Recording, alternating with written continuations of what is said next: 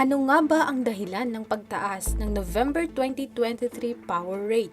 Base sa inilabas na power rate advisory ng BELECO, may pagtaas na mahigit 3 pesos sa singil ng kuryente para sa buwan ng November 2023. Marami ang nabahalang mga miyembro konsumidor sa kanilang bayarin sa kuryente at gustong malaman kung ano ang dahilan ng biglaang pagtaas nito. Maging ang kooperatiba ay gustong maunawaan ang sitwasyon, kaya minabuti nitong humingi ng paliwanag at nakiusap sa IUMOP o Independent Electricity Market Operator of the Philippines na i-review ang October 2023 line rental bill computation na natanggap ng kooperatiba mula rito. Ano nga ba ang IUMOP at line rental charge? IUMOP is the Independent Electricity Market Operator of the Philippines.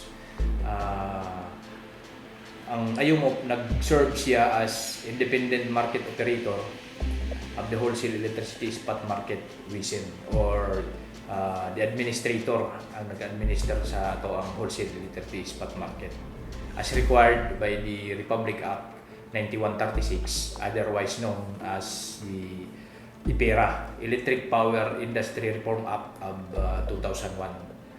And IUMOP main objectives is to pursue the WISM objectives of having a fair, competitive, and reliable market for the trading of electricity throughout the Philippines.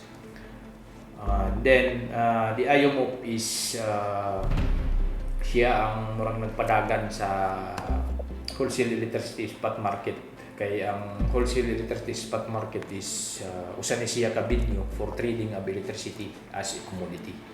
So the line rental charge is the line rental trading amount is the economic rental arising from the use of transmission line. Sa sulat na ipinadala ng IUMOP bilang sagot nito sa inquiry ng BELECO, nakasaad ang mga sumusunod na dahilan sa biglaang pagtaas sa line rental charge ng mga electric cooperatives. Ayon sa IUMOP, may pagtaas sa konsumo ng kuryente sa lahat ng rehiyon sa buong bansa sa buwan ng Oktubre 2023 kumpara sa buwan ng Setyembre 2023, kung saan may pagtaas na 1.9% sa Luzon at 2% naman sa Visayas, habang ang Mindanao ay nakitaan ng 4.2% na pagtaas sa demand ng kuryente. Dahil na rin ito sa naranasang pagbaba sa supply ng kuryente, bunsod sa derated capacity, planned maintenance at unexpected power outages na naranasan ng mga major coal at natural gas plants sa Luzon region. Ang Visayas region ay nakaranas ng pagtaas sa average WISM rates hanggang 7.84 pesos per kilowatt hour para sa buwan ng Oktubre o 23.1% na pagtaas kumpara sa nakaraang buwan, kung saan ang rates ay nasa 6.36 pesos per kilowatt hour lamang. Ito ay maiiugnay sa mga sumusunod na kadahilanan. Kaunting pagtaas sa supply ng kuryente na nasa 3.3%. Major planned outages na nakaapekto sa mga baseload power plants kagaya ng coal at geothermal facilities sa rehiyon. Madalas na congestion sa Leyte to Bohol transmission line. So compared naman dito sa Mindanao region, murag dako-dako ang ilahang na-generate nga capacity. So taas ang supply dito sa ilahang region, and then ang ilahang demand dili kayo taas. So mo na medyo ubos ang presyohan nila dito sa Mindanao nga region. So mo na i-minus na siya nga price. So ang difference ana for the month of October, Visayas Mindanao region is ang difference nila is mukabat og mga 3 piso.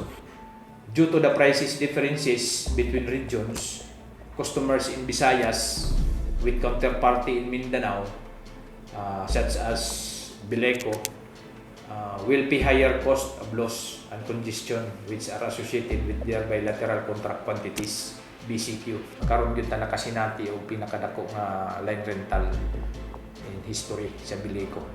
First time ni sukad sa naging trading officer ko sa BELECO. Kung ikukumpara sa nakaraang mga buwan, Sa Setyembre makikita na 0.33 centavos lamang ang line rental charge ng Bileco. Mas mababa ito ng 10% sa buwan ng Agosto. Ngunit pagdating sa buwan ng Oktubre, umabot ito ng higit 3 pesos kung saan makikitang 907.63% ang paglubo nito. Ayon pa sa IOMOP, naiintindihan naman daw nila ang suliranin na kinakaharap ng Bileco sa line rental charges nito sa buwan ng Oktubre. Ngunit hindi nito pwedeng isuspende ang pagkolekta sa naturang charges sapagkat ang kalkulasyon nito ay nakabase sa Price Determination Methodology na aprobado ng Energy Regulatory Commission o ERC at base na rin sa mga probisyon ng Wholesale Electricity Spot Market o WISM Rules and Market Manuals.